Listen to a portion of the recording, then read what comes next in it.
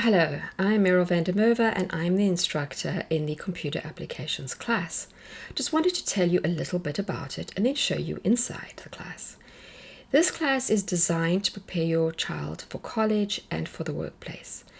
I go through a lot of the popular software that is used both in colleges and in the workplace, and also just ones they might want to use for their own personal use. Everything that we use has free versions. There are sometimes paid versions of them, but they will not need any of those. Because of that, we use Google Drive apps. We do not use Excel and Microsoft Word, but all the skills they're going to learn will be easily transferable. I go through just about every topic you can imagine that they might need to learn about online. We look at security online, how to create a good password. We look at things like online search, how to make sure that you're getting good sources when you're doing a paper, how to cite things, websites that help you do that. But we also look at, obviously, the Google apps. We look at Google Maps, Google Forms, Google Sheets, what else? Google Docs, Google Slides. But then we look at some other presentation software too, and we look at things like Canva, which is very powerful and it's a great graphics tool. We look at different ways to create videos, including screencasting, which is what I'm doing I'm going to do in a few minutes. Teach them how to do that, teach them how to create GIFs, how to edit audio, how to edit photographs, all with free resources available online. And by the end, they will not only have learned about many tools that they might encounter at college and in the workplace, but they will also be so familiar with learning new tools that when they are confronted with something new, because obviously whatever I'm teaching them is likely to change in 5-10 years, but they will no longer be daunted by technology, and they will easily be able to pick up a new skill because they have learned so many new things during this year with me. So I'm going to now take you and show you inside so you will get some idea what they will be doing. All right, so this is the Canvas learning management system that we use to deliver the course. Now I'm showing it to you from the instructor side. It will look slightly different from the student side, but this is the easiest way for me to do it because when they're looking at it, they can't always see everything that I'm seeing. So you can see we start off with the basics.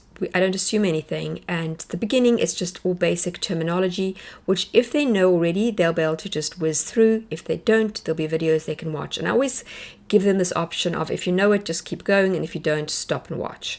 And there are little quizzes, matching terms, etc., to make sure that they know what they're doing. And this module, each module is a week. This module ends up with a cybersecurity game that will test what they've actually understood, and it's an actual game, but it also does make sure they understand what they've been doing. Then we move on into Google Drive, and the first part is just overview and learning about Google Forms, and they learn how to create quite complex forms. So you might want them to show you some of their skills once they've done the advanced Google Forms. Then we move on to Canva, which is a fantastic tool that allows you to create so many different things, and they will be learning that. They move on to get organized, and I show them a couple of different tools because, as you know, with software, there's so many different ones out there, and they need to find what works for them. And I do add and subtract from this as things change. So I know even now that there's something I'm going to be adding in here that I haven't used before. Google Slides. Once they learn this, it will be easy to use PowerPoint if they need to. It will teach them how to create good slides. Then we look at documents, how to make tables and hyperlink and use the research tools, etc. Then we move on to online research, and I actually break this up into two because there's quite a lot, and this is going to be so important if they go on to college. Then we have the collaborative projects. Now, twice a year they do a collaborative project, and this is because as the world has gone more and more online, and we know with COVID, when people were all working from home, when you were working with your team, you were working collaboratively online. And so this is a skill students need to learn. Although they will probably not know any of the students they're working with, might never meet up in person, they will learn how to collaborate and work together on a project. So there will be a project manager, they'll together decide who's going to do which task, and then they will do it and put it all together working virtually. So I know group projects is often the one kid that does all the work and the other ones aren't doing anything. So there's a little survey at the end, and I do warn the students about this to ask who did what. And if all the students say somebody didn't do anything, well, their grade will reflect that. Then the second half of the first semester, we look at spreadsheets, and there's actually 2 on those, helping them learn how to do that. Then we look at the first website builder, Weebly, and how to create your own website.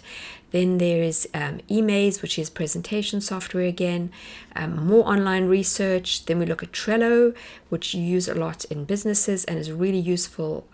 I use it to keep myself organized. Pixlr, which is a free tool to do photographic editing.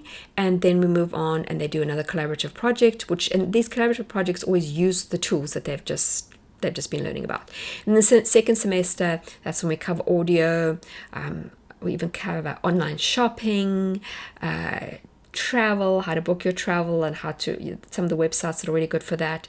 So there is another whole set of tools that they're going to learn, and we even look at things like tech addiction and just how to be more mindful of their own tech usage. So it covers a little bit of everything. It's applications and digital literacy really, and I don't know anybody who's done this that hasn't found it really useful. So unless your child knows all these things, in which case obviously they don't need it, think about signing them up. It's great for 7th grade and up. In fact, 7th and 8th grade is a good time to enroll them so that they're ready with all these skills by the time they reach high school. But if they haven't had it already by high school, it's better late than never. So sign them up, and I will look forward to seeing some of your children in my class.